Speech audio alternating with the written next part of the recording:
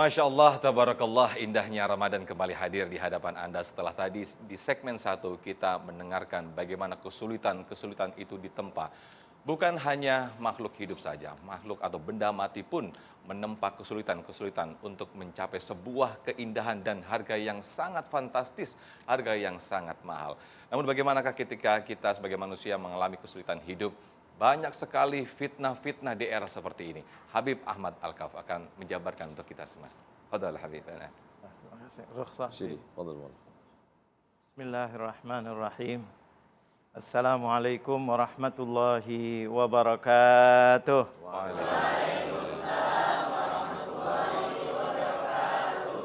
Alhamdulillah, alhamdulillahi rabbil alamin.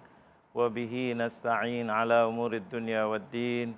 Wassalatu wassalamu ala asyrafil mursalin Sayyidina wa habibina wa maulana Muhammad wa ala alihi wa sahbihi wa man tabi'ahu bi ihsanin ila yaumiddin. Amma ba'du. Yang saya muliakan guru kita yang mulia Ad-Da'i ilallah Al-Ustaz Abdul Samad, yang mudah-mudahan senantiasa dimuliakan oleh Allah, Amin. dijaga oleh Allah, bisa terus berdakwah di jalan yang diridhai oleh Allah Subhanahu wa ta'ala, dan keluarganya dan pengikutnya mudah-mudahan senantiasa dirahmati dan disayangi oleh Allah. Amin, amin. Tidak lupa juga rekan-rekan, adik-adik mahasiswa yang mudah-mudahan dimuliakan oleh Allah Subhanahu wa ta'ala.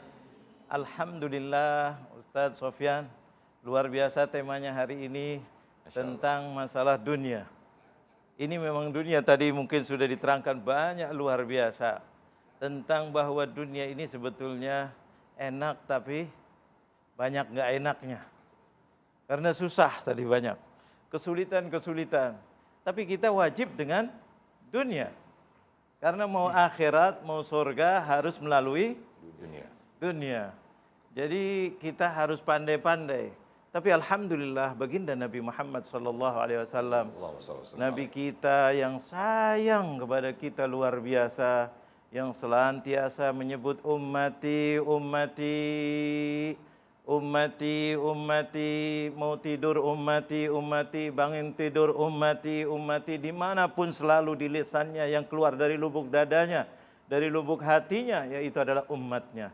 Sampai mau wafat yang disebut wa madza ba'di li ummati.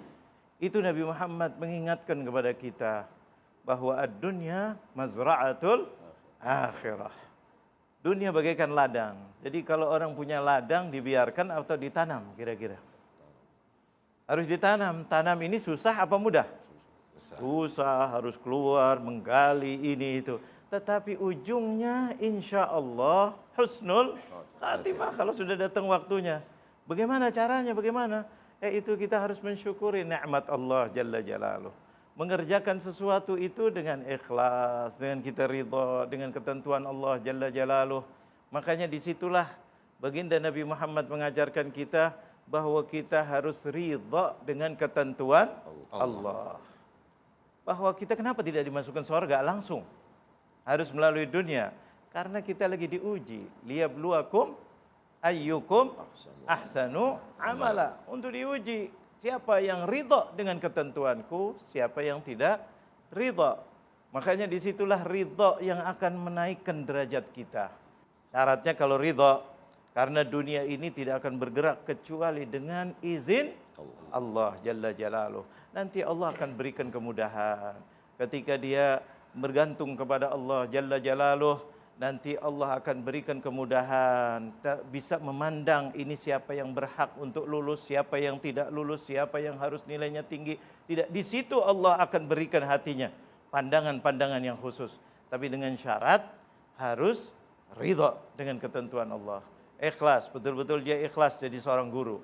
Betul-betul dia ikhlas jadi seorang yang ditentukan oleh Allah Jalla Jalaluh. Makanya di situ kita harus memandangnya, kita di dalam urusan dunia ini kita diletakkan oleh Allah di mana. Ketika diletakkan sebagai A atau sebagai B, kita harus ridha nomor satu dulu. Jangan mengatakan kenapa saya di sini, kenapa saya jadi ini. Orang yang menikah, kenapa istri saya kok dia bukan si itu.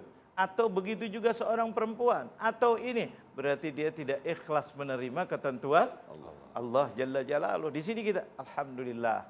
Makanya Rasulullah SAW selalu mengajarkan kita untuk apa? Mengucapkan alhamdulillah. Hatta bangun tidur aja, dari mulai bangun tidur yang diajarkan Rasulullah apa? Alhamdulillahilladzi ahyana ba'dama amatana. Walaupun bangunnya terlambat, tetap disunahkan untuk apa? Alhamdulillah. Keluar dari kamar kecil, alhamdulillah.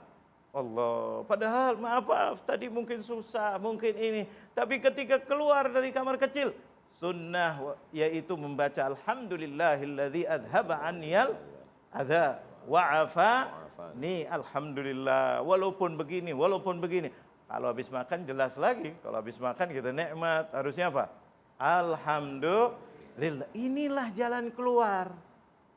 Inilah jalan keluar dalam menghadapi segala kesulitan. Yang kita hadapi itu semuanya kesulitan. Dunia memang begitu, memang diciptakan oleh Allah. Nikmatnya ada, tetapi kesulitannya lebih banyak. Makanya harus kembali lagi kepada apa? Bersyukur. Karena ujiannya Allah Jalla Jalaluh itu adalah kalau kita bersyukur. Sampai Rasulullah SAW itu nanti kalau sudah di padang mahsyar, kita dikumpulkan semuanya, nanti ada yang dipanggil. Kalau orang-orang yang ahli surga, mudah-mudahan kita semuanya ahli surga. Amin. Insya Allah, dan juga pemirsa di rumah semuanya, mudah-mudahan ahli surganya Allah. Itu nanti semuanya kita akan dikumpulkan di padang mahsyar. Ketika dikumpulkan di padang mahsyar, ada dua golongan. Fariqun fil jannah wa fariqun fis sa'ir, di neraka. Itu kelompok ahli surga. Allah, mudah-mudahan kita semuanya. Itu nanti dipanggil. Kalau orang ahli nar, nggak bakal dipanggil. Kalau dipanggil pura-pura nggak tahu. Dia nggak dipanggil lagi, masuk ke dalam neraka. Neraka, subhanallah. Tapi orang ahli surga dipanggil. Ketika dipanggil, kira-kira siapa dulu orang yang pertama dipanggil? Biasanya kalau orang bintang kelas juara itu dipanggilnya terakhir nomor 1. Allah, gembira luar biasa. Sampai ibu bapaknya pun gembira. Anaknya dipanggil karena dipanggil disebut namanya. Disebut nama ibu dan ayahnya atau bapaknya, dipanggil nama ayahnya, otomatis ibunya ikut di situ. Siapa yang paling dipanggil oleh Allah Jalla Jalaluh adalah Al-Hammadun. Orang yang paling banyak bersyukur, itu orang yang pertama. Bukan yang ahli ini, sedekah ini. Orang yang paling banyak bersyukur dengan apa yang diberikan oleh Allah Subhanahu wa taala. Mudah-mudahan kita semuanya ahli bersyukur kepada Allah Subhanahu wa taala.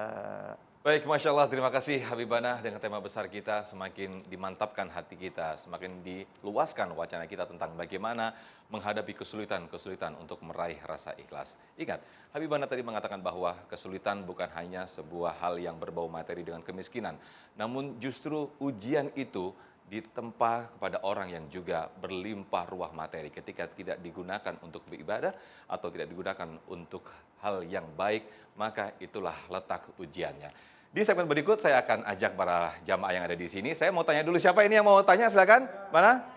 Oke, banyak sekali nih ya Habib. Nanti kita akan bahas lagi di segmen berikut ya Habib. Bersama juga UAS. Tetap bersama di indahnya Ramadan. Silakan Habib, mana? Boleh diseruput dulu. Masya Allah.